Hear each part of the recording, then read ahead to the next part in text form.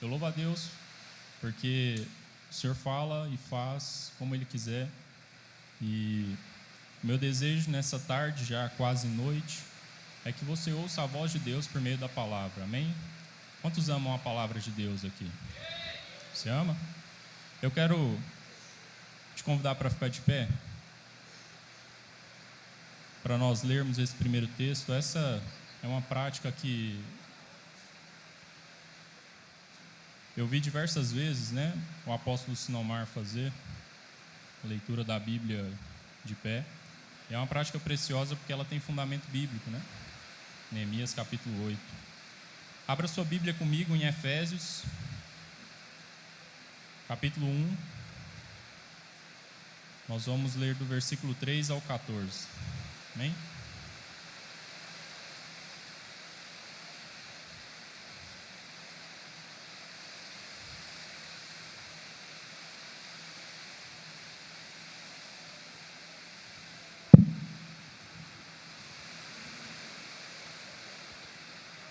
Efésios, capítulo 1,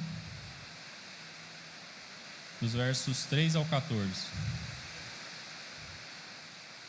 Bendito seja o Deus e Pai de nosso Senhor Jesus Cristo, que nos abençoou com todas as bênçãos espirituais nas regiões celestiais em Cristo.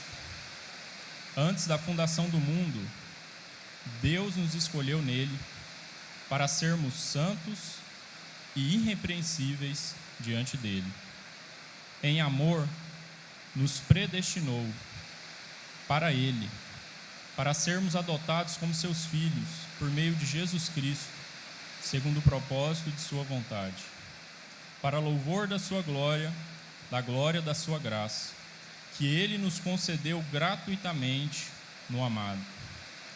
Nele temos a redenção, pelo seu sangue, a remissão dos pecados, segundo a riqueza da sua graça, que Deus derramou abundantemente sobre nós, em toda sabedoria e entendimento. Ele nos revelou o mistério da sua vontade, segundo o seu propósito, que ele apresentou em Cristo, de fazer convergir nele, na dispensação da plenitude dos tempos, todas as coisas, tanto as do céu como as da terra. Em Cristo fomos também feitos herança, predestinados segundo o propósito daquele que faz todas as coisas conforme o conselho da sua vontade, a fim de sermos para louvor da sua glória, nós, os que de antemão esperamos em Cristo. Nele também vocês, depois que ouviram a palavra da verdade, o evangelho da salvação, tendo nele também crido, receberam o selo do Espírito Santo da promessa. O Espírito é o penhor da nossa herança, até o resgate da sua propriedade, em louvor da sua glória. Eu acho que essa chuva é um convite à oração, né? Porque é difícil de competir com ela. Então, deixa a sua Bíblia aí no banco e vamos orar. Vamos ter um tempo de oração antes de entrarmos na meditação dessa palavra. Amém? Pai, em nome de Jesus, nós te louvamos, Deus. Te louvamos por esse tempo tão precioso preparado pelo Senhor, Deus, para que juntos em tua presença nós recebêssemos, Pai, tudo aquilo que o Senhor tem ministrado aos nossos corações aqui nesses 2 dias.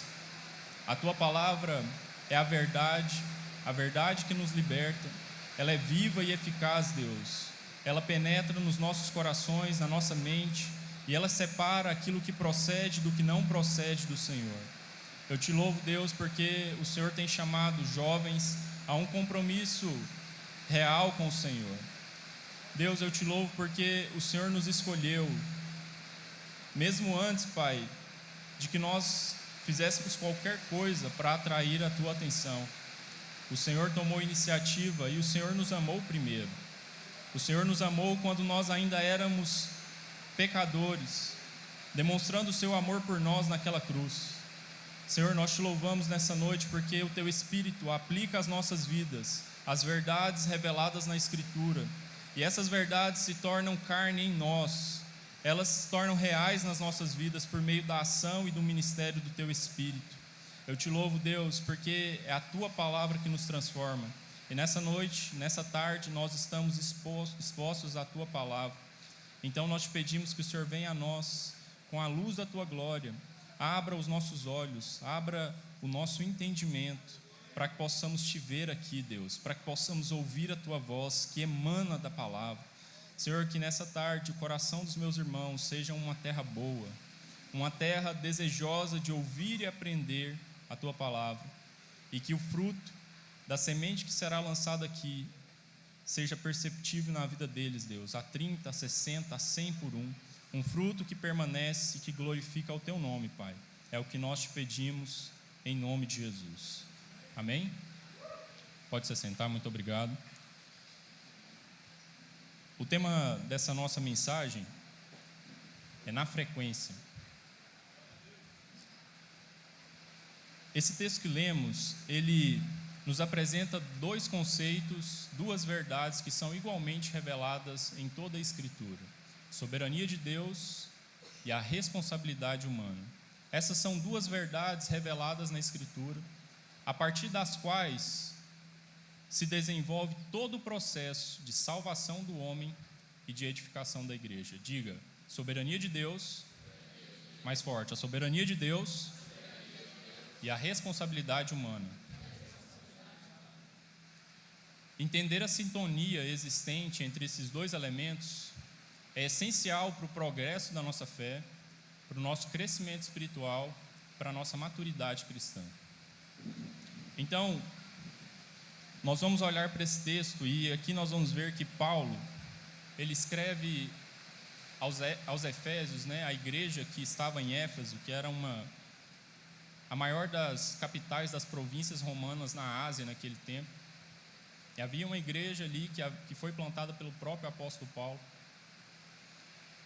E Paulo escreve a essa igreja expressando essas verdades em forma de cântico.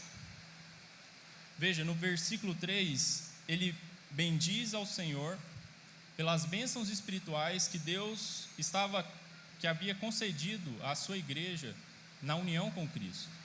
Eu quero que você permaneça com a sua Bíblia aberta, seja no celular, seja como a minha aqui em formato físico, para que a gente possa caminhar aqui por esse texto e analisar aquilo que Deus tem para nos entregar nessa tarde.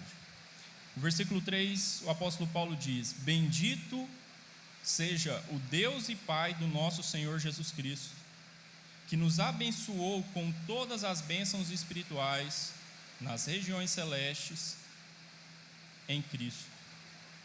Então Paulo está bendizendo a Deus, ele está louvando a Deus, ele está entoando um cântico de louvor a Deus por conta das bênçãos espirituais que Deus concede à sua igreja que está unida com Cristo.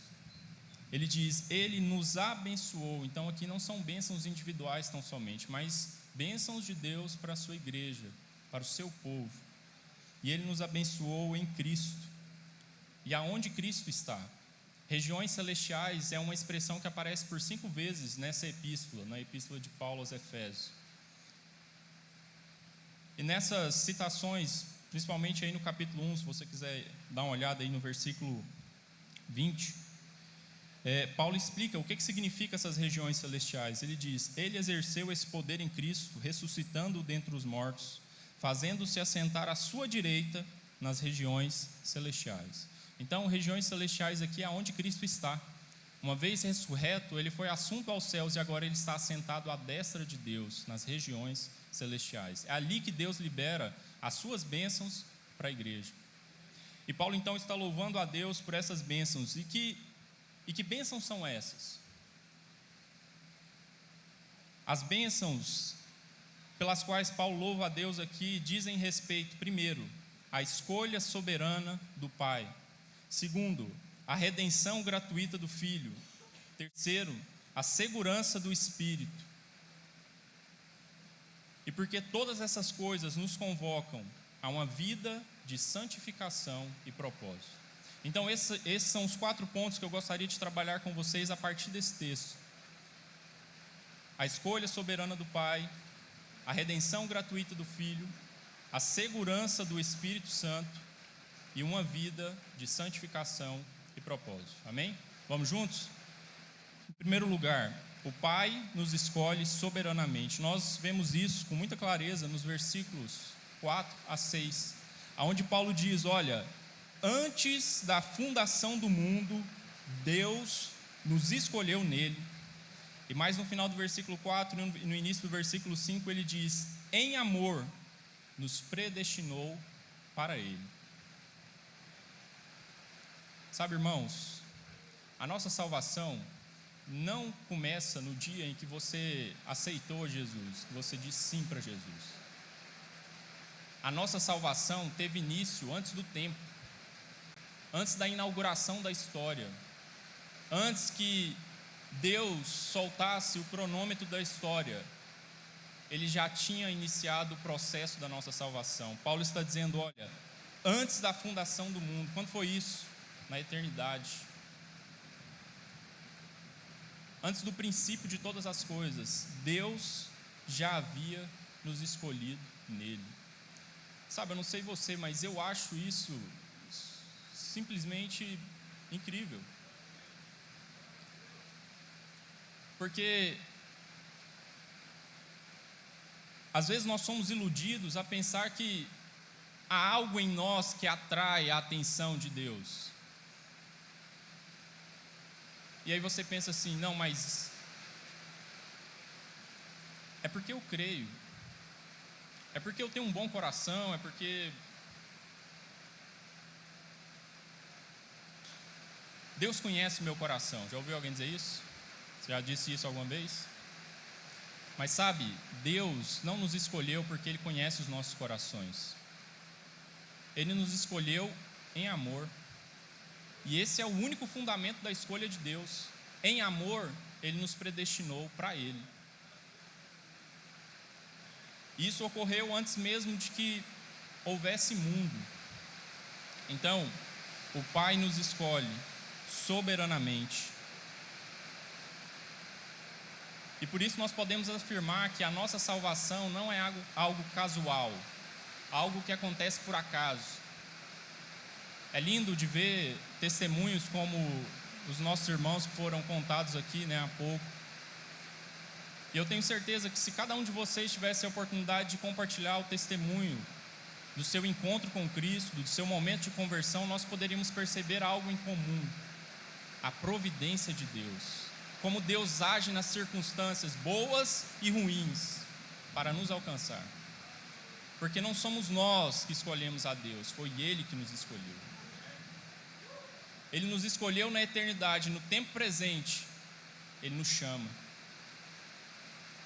Então, a salvação não é algo casual, não acontece por acaso, antes é o cumprimento de um plano eterno de Deus. Ele nos escolheu antes da fundação do mundo e no tempo presente nos tem chamado a cumprir o seu propósito. Então, irmãos, Deus nos escolhe de um modo soberano e imerecido. Em amor, Ele nos predestinou para Ele. Não há nenhuma outra razão, não há nenhuma outra explicação, somente o amor de Deus. Agora perceba o detalhe, Paulo diz: Ele nos predestinou para quê? Para Ele. Para Ele. Por isso, se você é um escolhido de Deus, não há nada neste mundo, por mais precioso ou por mais prazeroso que seja, que poderá satisfazer a sua alma. Já ouviu aquele argumento do evangelista? De que o vazio que existe no seu coração é do tamanho de Deus? Isso é real.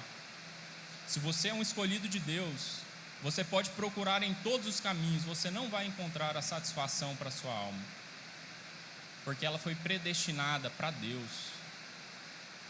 Desde antes da fundação do mundo, Deus te predestinou para ser dele, para pertencer a Ele.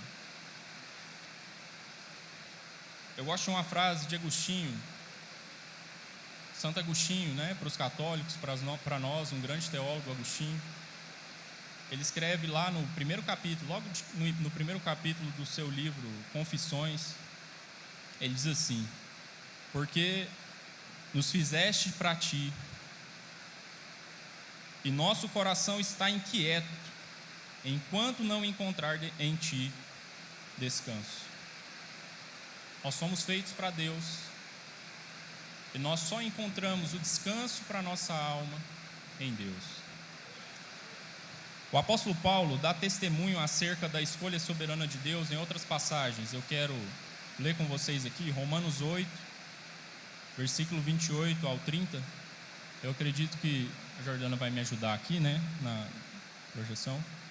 Mas lá Paulo diz o seguinte: olha, sabemos que todas as coisas cooperam para o bem daqueles que amam a Deus, daqueles que são chamados segundo o seu propósito. Pois aqueles que Deus de antemão conheceu, e à luz de Efésios nós sabemos que esse de antemão aqui é de antemão mesmo, né? É antes mesmo da fundação do mundo. Aqueles que Deus de antemão conheceu, Ele também predestinou para serem conformes à imagem de seu Filho, a fim de que ele seja o primogênito entre muitos irmãos. E aos que predestinou, a esses também chamou. E aos que chamou, a esses também justificou. E aos que justificou, a esses também glorificou. Ainda, a Bíblia nos mostra que a eleição é o modo de Deus demonstrar a sua graça e a sua misericórdia em toda a história. Inclusive no Antigo Testamento, Deus sempre escolheu pessoas, um povo para si. No Antigo Testamento, Paulo vai dizer em Romanos capítulo 9, se você tiver com a Bíblia aberta, só pula uma página. No capítulo 9, dos versículos 10 a 18, Paulo vai usar dois exemplos para mostrar isso. Primeiro, o exemplo de Esaú e Jacó. E depois ele vai fazer referência a Moisés e ao faraó, para mostrar como Deus elege mediante a sua graça e a sua misericórdia. Olha o que Paulo diz, Romanos 9, versículo 10. E isso não aconteceu somente com ela, mas também com Rebeca. Ao conceber de um só de Isaque, nosso pai, e os gêmeos ainda não eram nascidos, nem tinham feito o bem ou o mal, para que o propósito de Deus quanto à eleição prevalecesse, não por obras, mas por aquele que chama. Quando foi dito a Rebeca, o mais velho será servo do mais moço, como está escrito, amei Jacó, porém desprezei Esaú. Que diremos então? Que é Deus injusto? De modo nenhum, pois ele diz a Moisés, terei misericórdia de quem eu tiver misericórdia, e terei compaixão de quem eu tiver compaixão. Assim, pois, isto não depende de quem quer ou de quem corre, mas de Deus que tem misericórdia. Porque a Escritura diz a Faraó, foi para isto mesmo que eu levantei, para mostrar em você o meu poder, e para que o meu nome seja anunciado em toda a terra. Logo, Deus tem misericórdia de quem quer, e também endurece a quem Ele quer. A escolha de Deus é soberana, e ela não está baseada em nada do que fazemos e em nada do que deixamos de fazer. Muito antes de pensar em nos voltarmos para Deus, Ele já tinha nos escolhido. Ele já tinha nos escolhido. Jesus cuidou de deixar isso muito bem estabelecido para os seus discípulos. Porque nós vimos uma cena, há pouco, de Jesus chamando Mateus. E era muito provável que algum deles poderia pensar assim, mas de tantos aqui no nosso meio, por que eu, Será que Jesus achou de bom em mim, E aí Jesus, então, em um dado momento, disse para eles, olha, não foi vocês que me escolheram. Não foi vocês que se voltaram para mim. Foi eu que escolhi vocês. Isso está lá em João, capítulo 15, versículo 16. Então, irmãos, eu não sei por que você e não outro. Eu não sei por que você e não seu vizinho, mas eu sei que Deus te escolheu soberanamente. E se você está aqui, se você tem inclinado o seu coração para buscar a Deus, saiba de uma coisa: é porque Ele já te escolheu. É porque Ele um dia te predestinou para ser dele. O segundo ponto e a segunda coisa que o texto de Efésios nos ensina é que se o Pai nos elege, nos escolhe soberanamente, o Filho nos redime gratuitamente. Eu quero que você olhe comigo os versículos 7 a 10, lá de Efésios capítulo 1, onde a palavra de Deus diz: nele temos a redenção, pelo seu sangue, a remissão dos pecados, segundo a riqueza da sua graça, que Deus derramou abundantemente sobre nós, em toda sabedoria e entendimento. Ele nos revelou o mistério da sua vontade, segundo o seu propósito, que Ele apresentou em Cristo, de fazer convergir nele, na dispensação da plenitude dos tempos, todas as coisas, tanto as do céu como as da terra. A segunda bênção espiritual pela qual Paulo está bendizendo a Deus aqui é a redenção em Cristo Jesus. E certamente os irmãos da igreja de Éfeso sabiam o sentido e o peso dessa expressão redenção, porque era comum nos dias deles, na sociedade deles, o comércio de escravos, e eles sabiam que redimir era libertar um escravo mediante o pagamento de um preço. Esse é o contexto apropriado para essa palavra redenção. Então, quando Paulo diz que nele temos a redenção, pelo seu sangue, a remissão dos pecados, ele está querendo nos mostrar que a obra da cruz foi o preço pago por Deus, dado por Deus, ofertado por Deus, para a libertação, para a nossa libertação do cativeiro do pecado. Certa vez Jesus falava com os judeus, e é aquele texto lá de João 8, e Jesus diz para eles: olha, vocês precisam conhecer a verdade, e a verdade vai libertar vocês. E eles se assustam com aquilo e dizem: mas espera aí, Jesus, libertar de quê? Nós somos livres. Nós somos filhos de Abraão, nós não somos escravos de nada. E Jesus Jesus revela para eles a verdadeira condição do ser humano. A verdadeira condição deles é a nossa condição antes de Cristo. Ele diz: aquele que comete pecado é escravo do pecado. E essa é a única relação possível com o pecado. O pecado não serve ao homem, o homem serve ao pecado. Mas Jesus dá para eles uma palavra de esperança que ecoa nos nossos dias. Ele diz: mas se o Filho vos libertar, vocês serão verdadeiramente livres. E Jesus nos liberta, irmãos, porque nós não poderíamos sair desse cativeiro sozinhos. Não havia forças e condições no homem para se libertar das amarras do pecado por si só. Então foi necessário que Deus intervisse na história. Foi necessário que aquele que não tinha pecado nenhum assumisse o nosso lugar e recebesse sobre si a condenação devida aos nossos pecados. E ali na cruz, Jesus se faz um resgate. Ele disse isso, né? Em Marcos 10:45, Jesus diz aos seus discípulos: olha, o Filho do Homem não veio para ser servido, ele veio para servir e dar a sua vida em resgate por muitos. Era assim que Jesus compreendia o seu ministério, a sua missão nessa terra.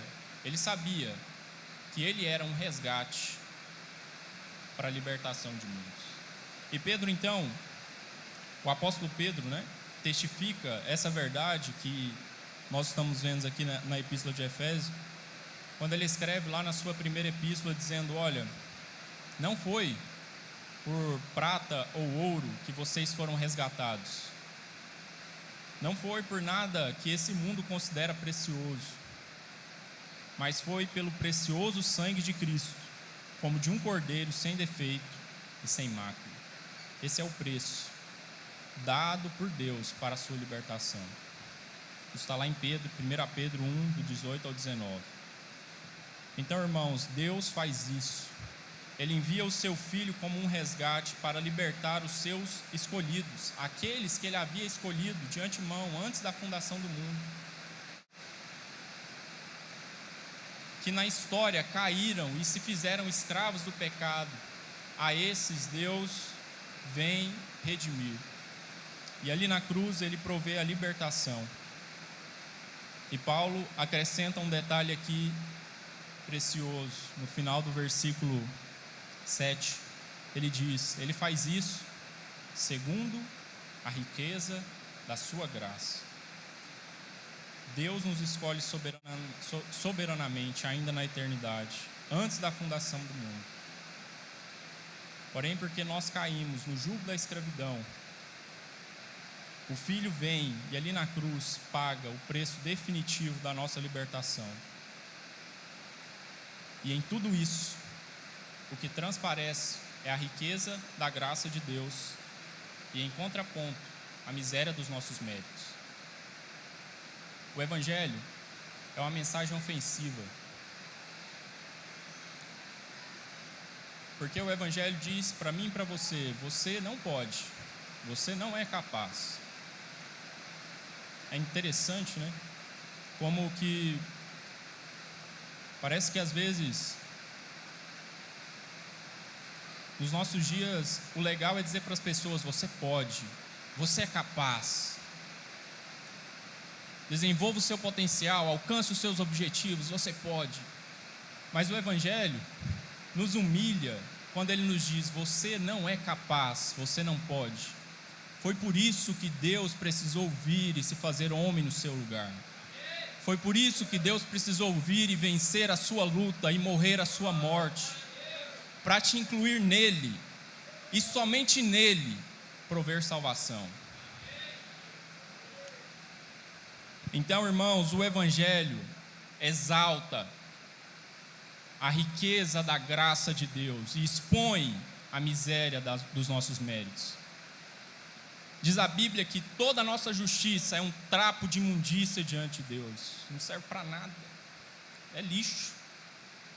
O apóstolo Paulo, que era um homem temente a Deus, segundo a lógica na qual ele foi criado, segundo a sua religião, certa vez ele disse: olha, eu fiz tudo isso como um lixo, eu considerei tudo isso como nada, para encontrar a Cristo, para conhecer a Cristo e ser achado por Ele.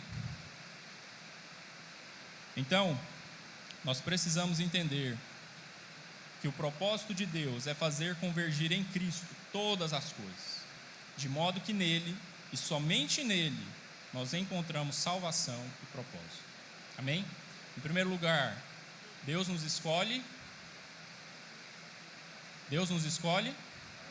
soberanamente. Diga: Deus nos escolhe soberanamente. Em segundo lugar, o Filho nos redime gratuitamente.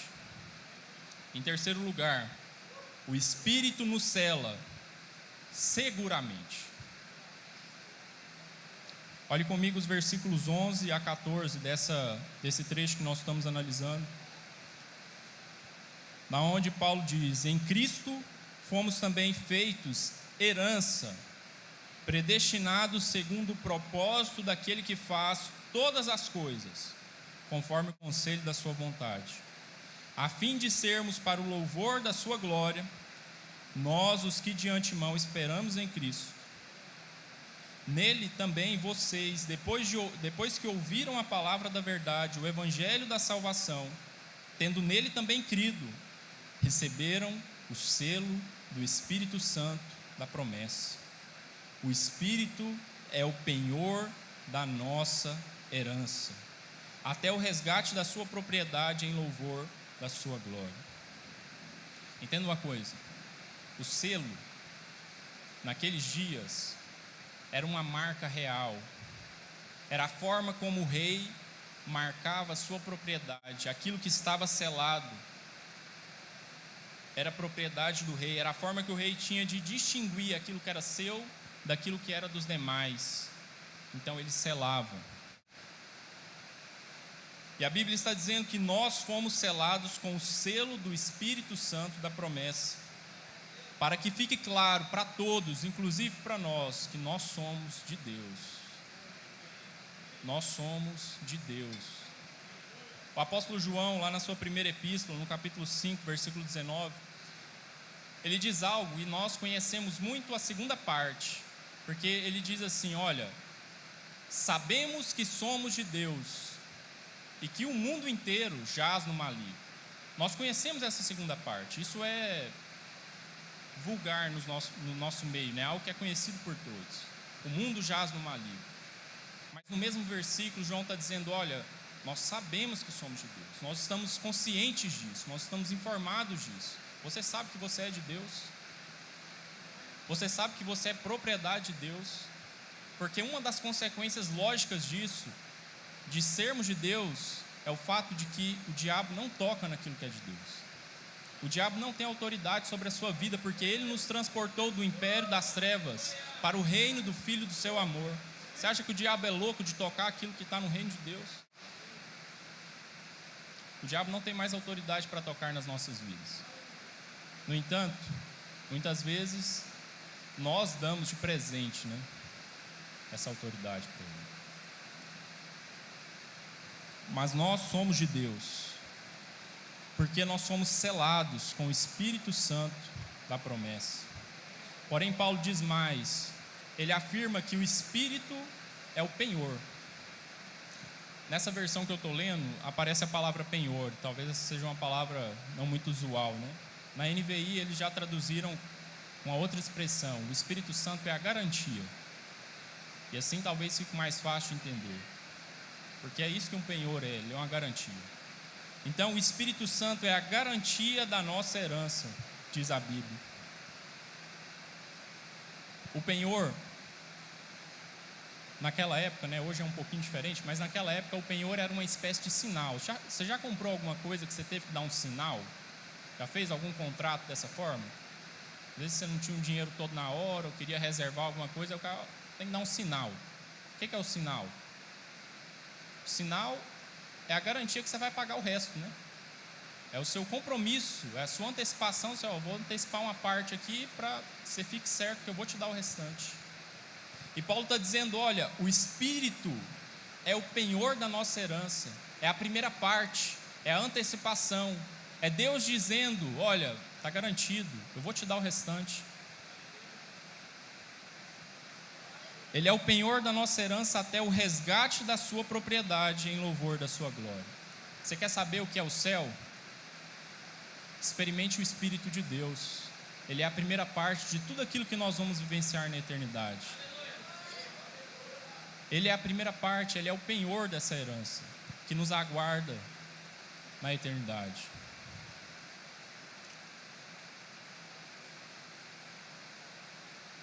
Nós destacamos aqui no texto, essa é só essa primeira parte dessa mensagem, porque até aqui nós destacamos os aspectos que refletem a soberania de Deus, ao nos escolher, ao nos redimir e ao nos dar segurança eterna.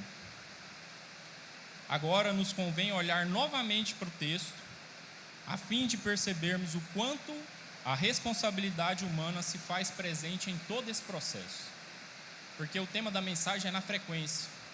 Então eu quero que você entenda qual é a frequência, a sintonia existente entre a soberania de Deus e a nossa responsabilidade nesse processo. Volta lá para o versículo 4, aí do texto, Efésios 1, versículo 4. E aqui agora nós vamos ver como Deus nos chama a uma vida de santificação e propósito. Olha o que Paulo diz: antes da fundação do mundo, Deus nos escolheu nele, em Cristo. Mas Deus nos escolheu para quê? Então Paulo diz, para sermos santos e irrepreensíveis diante dele. Perceba uma coisa, Deus não nos escolhe porque somos santos. Pelo contrário, Paulo diz lá em Romanos 5, versículo 8, que Deus prova o seu amor para conosco pelo fato de Cristo ter morrido por nós quando nós ainda éramos pecadores, quando nós ainda não tínhamos feito nada para agradar a Deus. Ele já havia provado o seu amor para conosco. No entanto, Deus nos escolhe com um propósito. Ele nos escolhe para sermos santos e irrepreensíveis diante dele. Ontem à noite, o pastor Marcos, enquanto ministrava, ele falou a respeito disso. Ele disse: olha, ser santo não significa ser perfeito, significa ser separado. E de fato essa é o melhor sentido para essa expressão. Ser santo significa ser separado. Sabe, irmãos, o nosso Deus, ele é um Deus zeloso. Essa expressão zeloso, talvez alguns até interpretam como ciúme, né? Então, Deus é um Deus zeloso. Ele não está disposto a dividir os nossos corações com nenhum outro Deus, com nada que requeira de nós adoração. É por isso que o primeiro mandamento, qual que é o primeiro mandamento, irmãos? De Êxodo capítulo 20. Esse é o resumo, né? Esse é o maior de todos os mandamentos. Mas se você abrir a sua Bíblia em Êxodo 20, versículo 3, você vai ver que o primeiro mandamento é: não terás outros deuses diante de mim. Porque antes Deus vai dizer: olha, eu sou o Senhor, o único. Eu não aceito dividir o seu coração, a sua adoração com nada e nem ninguém. Então Deus nos escolhe para sermos separados, para sermos dele, para sermos a sua propriedade de uso exclusivo. Na eleição, a soberania de Deus atua sem qualquer ação humana. Mas na santificação, o ser humano atua em cooperação com o Espírito num processo contínuo de transformação.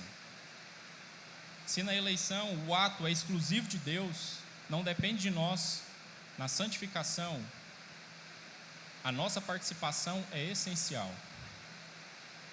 Não há santificação se não houver da nossa parte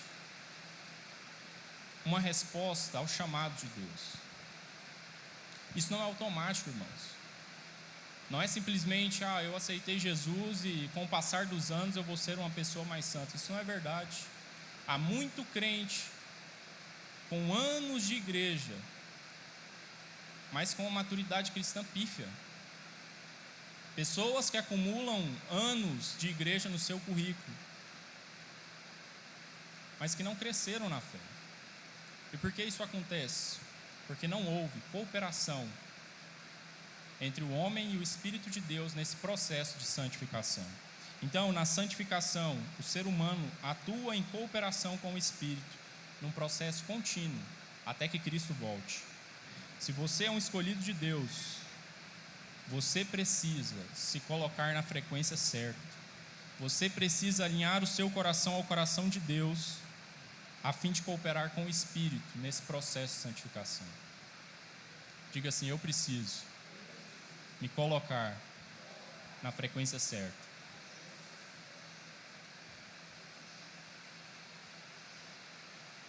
Veja, irmãos, sempre é Deus quem nos transforma, é Deus quem nos liberta. Contudo, é nossa responsabilidade nos colocarmos no lugar aonde essa transformação acontece. Você entendeu? A responsabilidade de se colocar na presença de Deus, no lugar onde a transformação acontece, é minha, é sua. E isso vem, irmãos, de práticas, de rotinas espirituais.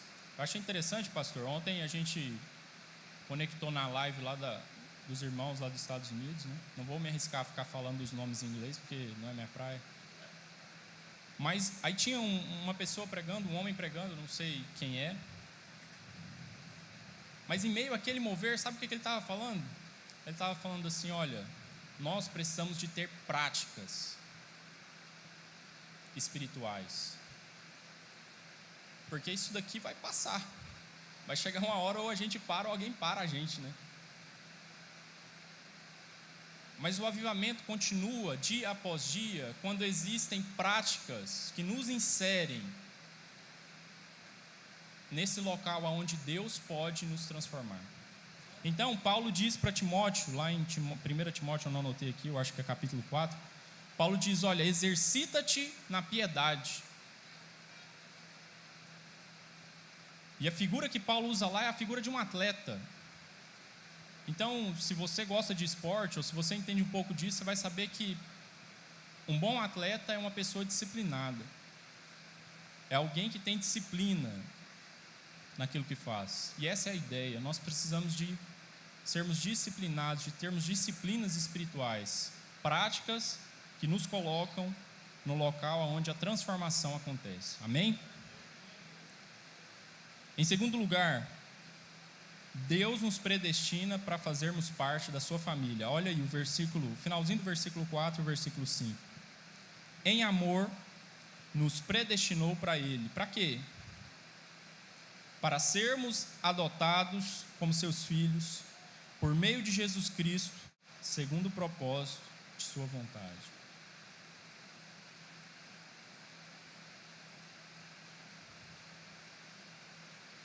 Se algum dia alguém te perguntar se você acredita em predestinação, que são as coisas que de vez em quando acontecem, né? Pode falar assim, olha, eu acredito em predestinação porque eu acredito na Bíblia. E a Bíblia fala de predestinação. Mas não perca seu tempo entrando naquelas controvérsias. Saiba de uma coisa, você foi predestinado para ser filho de Deus. E é isso que importa. Você foi predestinado, como Paulo diz lá em Romanos 8, 29, para ser conforme a imagem do seu filho, a fim de que ele seja o primeiro, primogênito de muitos irmãos. Então Deus nos predestinou, Deus nos escolheu e nos predestinou para fazermos parte da sua família, para sermos seus filhos, e enquanto filhos, fazermos parte da sua família. Sabe, irmãos, há algo precioso aqui, porque nós vivemos em meio a uma sociedade individualista, aonde tudo que a gente aprende, tudo que a gente ouve, tem como referência o nosso umbigo.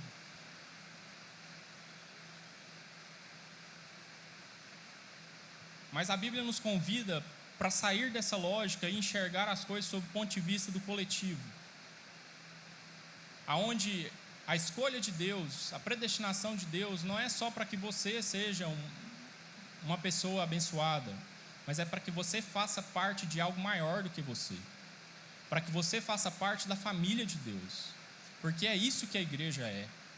A igreja é a família de Deus, é a comunidade dos escolhidos, daqueles que, assim como você, estão num processo de santificação contínua.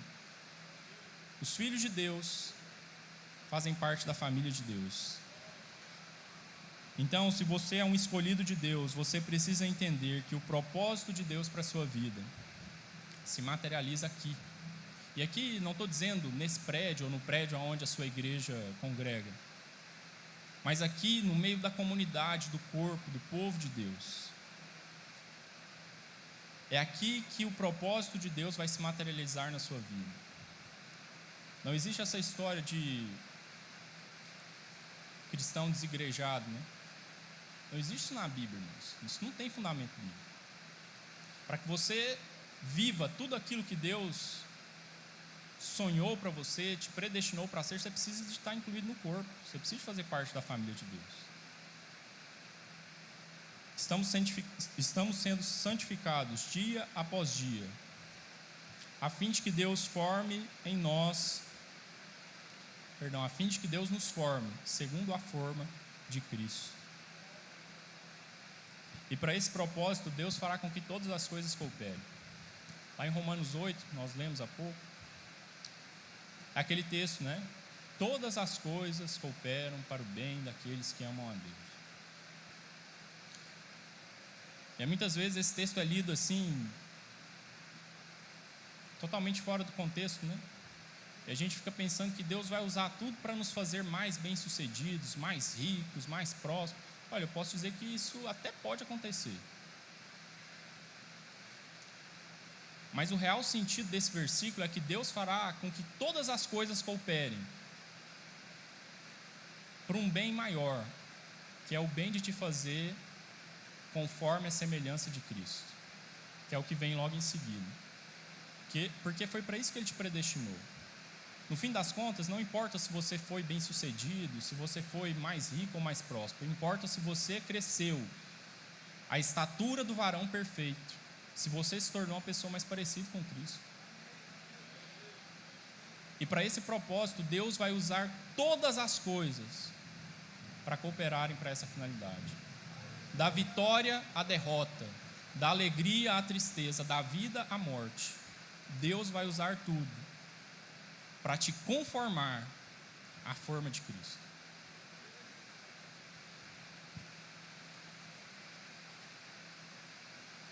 Porém, nesse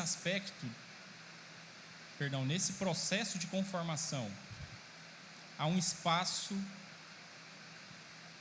precioso para a responsabilidade humana. É aqui que entra a nossa parte de nos alinharmos e de nos colocarmos na frequência certa. Abra comigo é algo do passado, né? Vamos ler 2 Coríntios 3, versículo 18. Olha o que a Bíblia diz. E todos nós, com o rosto descoberto, contemplando a glória do Senhor, somos transformados de glória em glória, na sua própria imagem, como pelo Senhor, que é o Espírito. Aqui, Paulo nos diz como essa transformação acontece. Como que nós nos transformamos semelhantes à imagem de Cristo? Porque esse é um propósito ousado, né? Só Deus para ter uma ideia dessa. De olhar para mim e para você e falar assim, vai se parecer com Jesus. Falar assim, não, Deus, você acho que o senhor está meio equivocado. Vai ser parecidinho. Mas qual que é a nossa parte, irmãos, nesse processo? Olha o que Paulo está dizendo aqui, olha. Com o rosto descoberto, nós temos que contemplar a glória do Senhor. E sabe o que é interessante? É que entender esse texto à luz do seu contexto nos mostra que contemplar a glória do Senhor com a face descoberta nada mais é do que se expor às Escrituras. É disso que Paulo está falando aqui. Se você pega os versículos anteriores, você vai ver que Paulo está falando do povo de Israel que por estar com o coração endurecido, não conseguia ver a glória de Deus na leitura da lei. Mas aí no versículo 16, olha o que Paulo diz, acho que dá para mostrar aí, né? Quando, porém, alguém se converte ao Senhor, o véu é tirado. Aquele véu que está no coração dos judeus, que impede com que eles vejam a glória de Cristo na leitura da lei, esse véu é tirado quando alguém se converte. Agora, nós podemos, com o rosto descoberto, contemplar a glória do Senhor. Aonde? Na Escritura. Na Escritura. Então, não há santificação sem interação com o Espírito de Deus. Não há cumprimento do propósito apartado da família de Deus. E não há transformação genuína sem exposição às Escrituras. Não se engane, não há.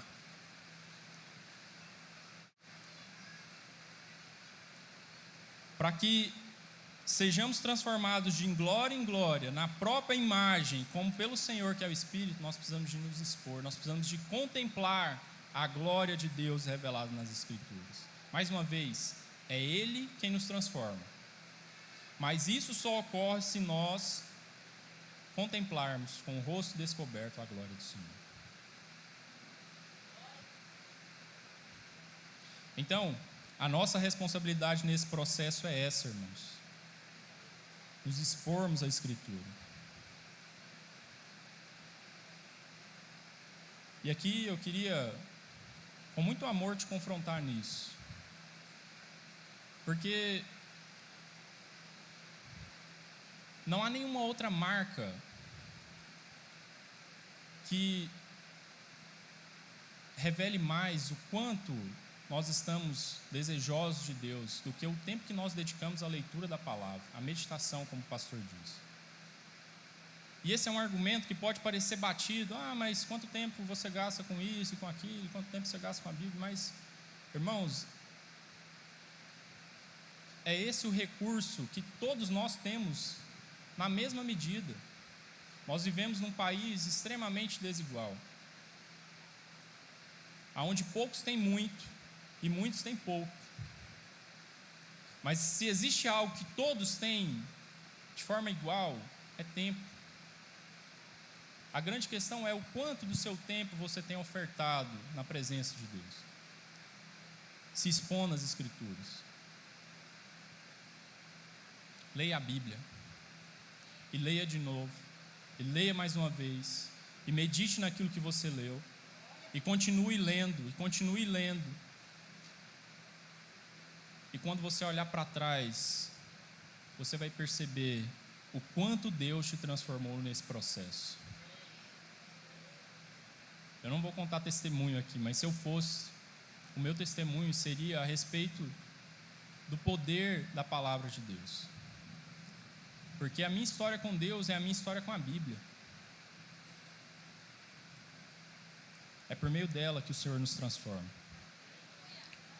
Não há transformação sem vida na palavra, pois é lá, na palavra, que o Espírito de Deus transforma as nossas vidas. Amém? Terceiro e último. O propósito das nossas vidas é glorificar a Deus.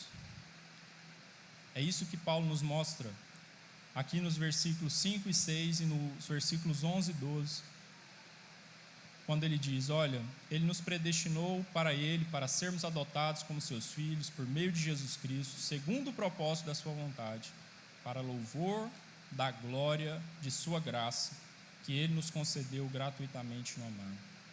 Nos versículos 11 e 12, Paulo fala: em Cristo fomos também feitos herança, predestinados segundo o propósito daquele que faz todas as coisas conforme o conselho da sua vontade, a fim de sermos para louvor da sua glória. Nós, os que antemão esperávamos em Cristo, os judeus e também os gentios que ouviram a palavra da pregação, o evangelho da verdade, e que creram nisso. Então, o propósito de Deus para as nossas vidas é que sejamos um objeto de louvor da sua glória.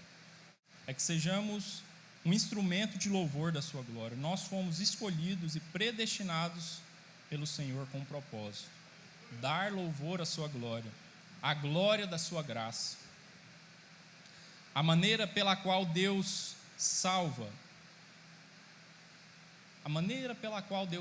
pecadores, exclui a vanglória humana e exalta de maneira majestosa a graça de Deus.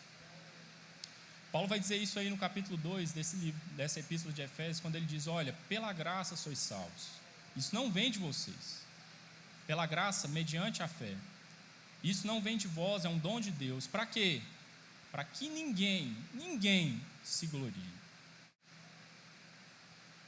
E aí no versículo 7 do capítulo 2 ele vai dizer: olha, Deus fez isso para mostrar nos tempos vindouros a suprema riqueza da sua graça, em bondade para conosco em Cristo Jesus.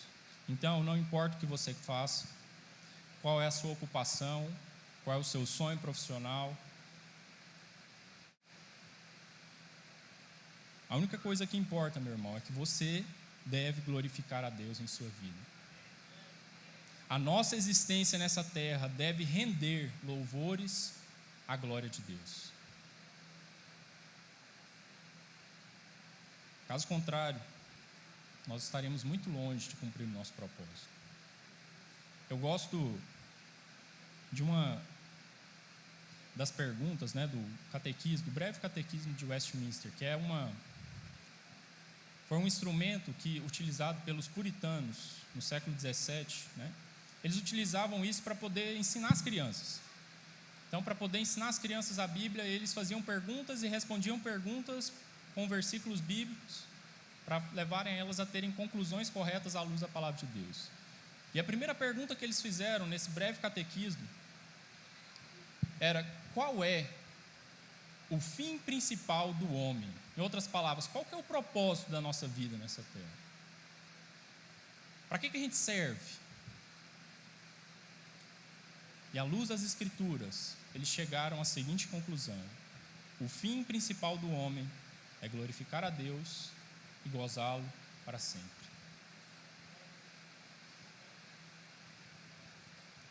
Nada que você faça na sua vida que esteja alienado, que esteja distante desse propósito, te trará plena satisfação. Você pode ser o empresário mais bem-sucedido, o servidor público com a remuneração mais top que existe. Se a sua vida não glorificar a Deus, você não estará cumprindo o seu propósito.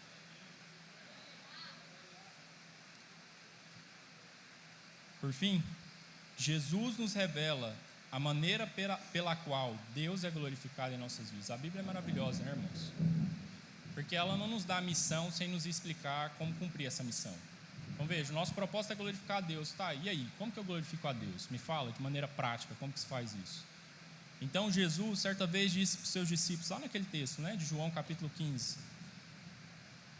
No versículo 16 ele diz: olha, não foram vocês que me escolheram, pelo contrário, eu os escolhi e os designei para que vão e deem fruto, diga, dar fruto, e o fruto de vocês permaneça, a fim de que tudo que pedirem ao Pai em meu nome, Ele lhes conceda. Mas um pouco atrás, no versículo 8 desse mesmo capítulo, Jesus havia dito o seguinte: olha, nisto é glorificado o meu Pai. Em quê? 2 pontos. Diga, que vocês, mais forte, que vocês deem muito fruto, e assim mostrarão que são meus discípulos. Deus é glorificado nas nossas vidas quando nós damos frutos, e frutos que permanecem. Agora, eu quero que você entenda isso, porque às vezes ler a Bíblia com a mente contaminada por uma doutrina nos impede de perceber toda a grandeza e toda a glória das Escrituras. Então, eu me converti aqui na Luz para os Povos ainda no tempo, né, do G12, aquela questão. E parece que a gente via célula e via almas em tudo na Bíblia, né? Qualquer coisa que você lesse assim, uma célula aqui. Não, mas calma, não é assim, né? A gente precisa de ler a Bíblia no seu contexto. A gente precisa de ser fiel às Escrituras e interpretá-la, né, com hermenêutica saudável. Então, dar frutos é ganhar pessoas para Jesus, também. Não estou dizendo que isso está errado, mas é muito mais do que isso. Sabe por quê? O que é um fruto? O bispo Geisler falou aqui um aspecto, né? Falou que o fruto é o resultado da intimidade, e ele está certo. Mas esse final de semana eu estava na casa da minha irmã, ela mora na roça, estava até conversando isso com eles, e falando: olha, aqui vocês entendem bem isso, porque um fruto daquilo que vocês plantam é o resultado final de um processo muito trabalhoso. Primeiro você planta, primeiro você prepara a terra, né?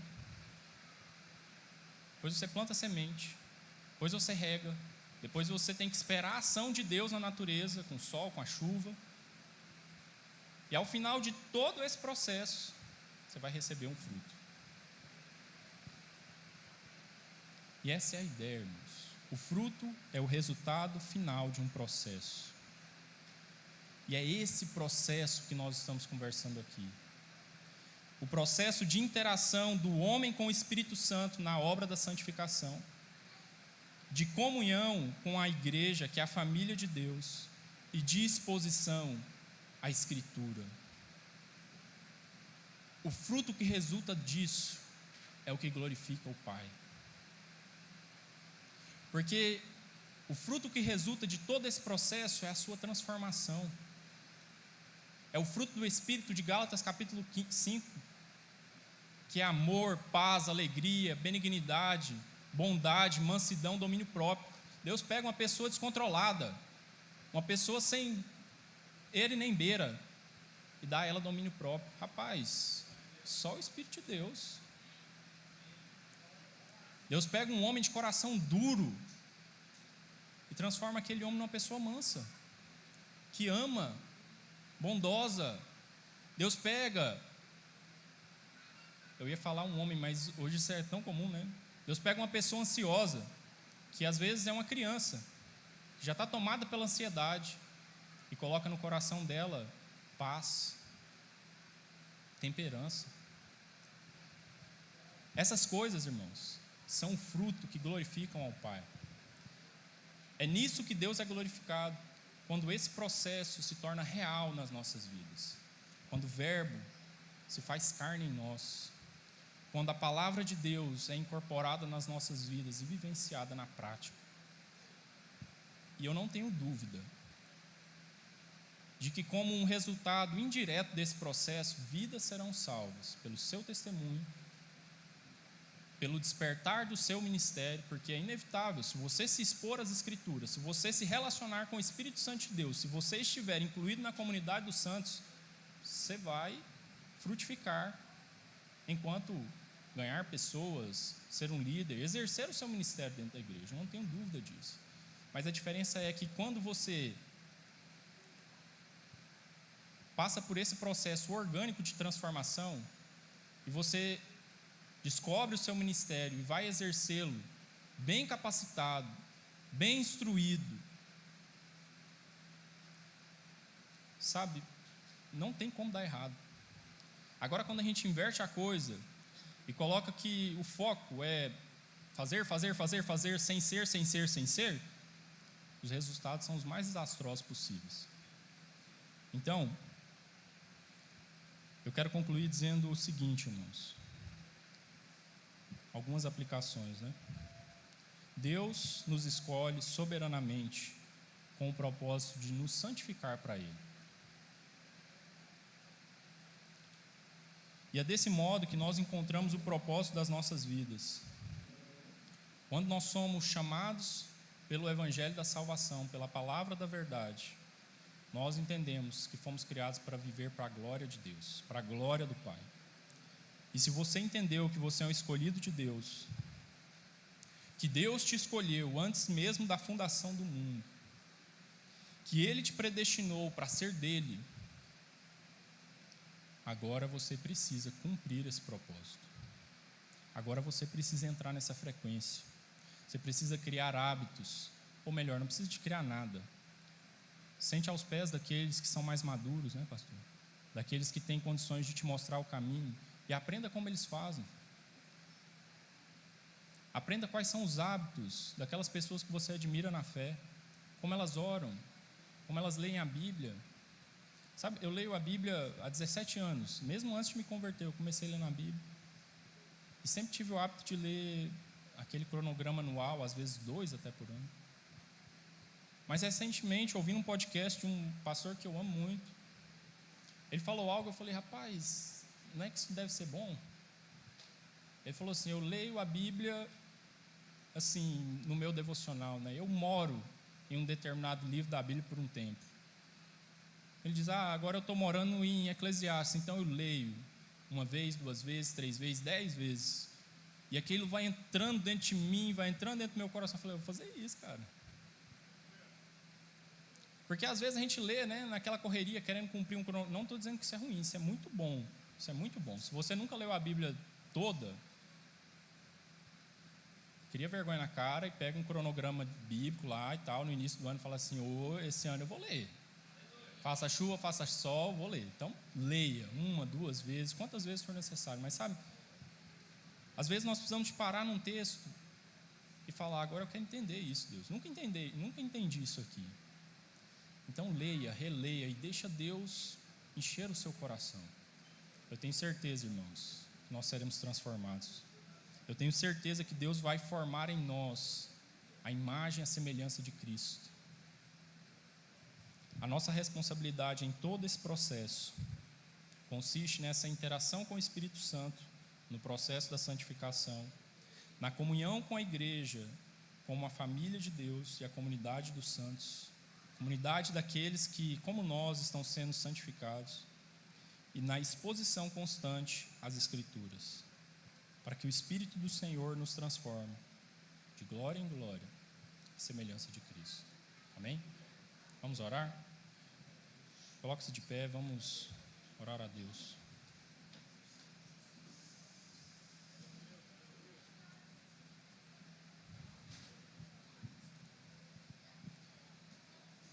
Talvez hoje você precise se posicionar diante do Senhor e falar: Deus, realmente eu preciso de entrar nessa frequência.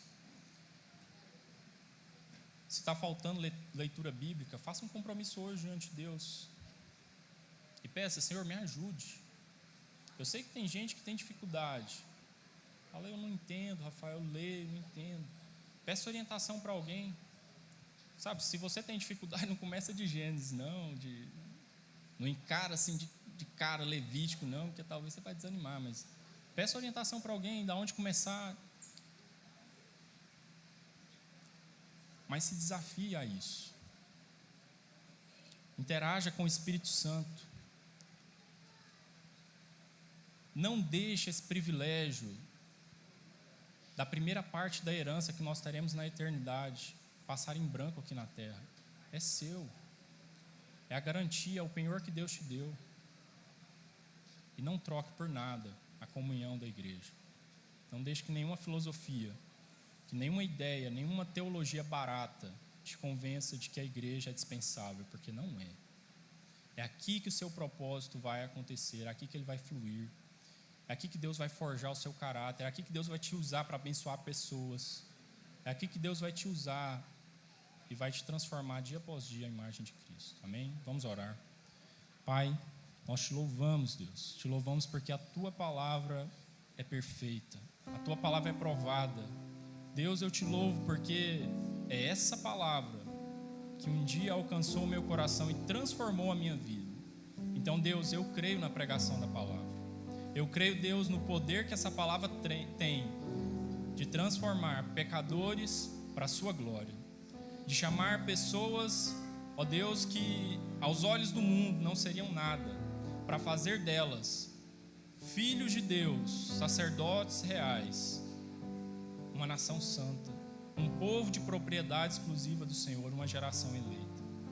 Então, Senhor, nessa noite eu te peço que essa palavra venha a nós, dia após dia, no nosso ordinário, Deus, na nossa vida comum, que possamos nos encontrar com o Senhor diariamente, que o Teu Espírito nos transforme a partir da exposição dos nossos corações à Escritura. Meu Deus, que a nossa vida na igreja seja revolucionada. Retira de nós, Pai, aquela visão de que a igreja é um lugar e insere nos nossos corações a consciência correta de que a igreja é a Tua família. A igreja é uma comunidade de pessoas que, assim como nós, estão sendo transformadas de glória em glória na imagem de Jesus. Senhor, eu te peço que o Senhor nos coloque na frequência certa, que o Senhor alinhe a nossa responsabilidade, aquilo que depende de nós, aquilo que nos cumpre fazer, com tudo aquilo que o Senhor já fez, com toda a Sua graça, com toda a Sua soberania.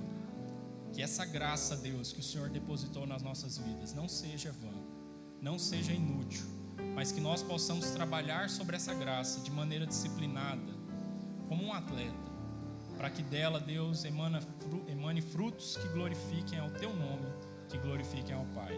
É o que nós te pedimos nessa noite, em nome de Jesus Cristo. Amém. Obrigado, irmãos. Glória a Deus.